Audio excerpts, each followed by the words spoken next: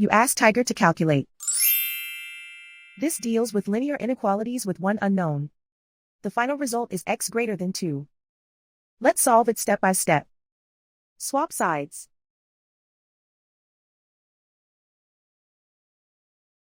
Group all constants on the right side of the inequality. Add 8 to both sides.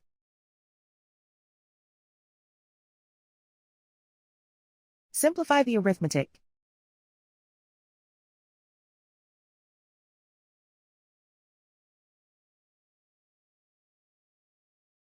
Isolate the x.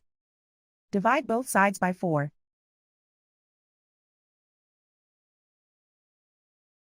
Simplify the fraction.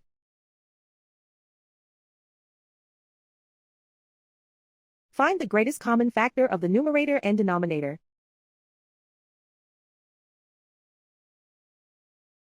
Factor out and cancel the greatest common factor.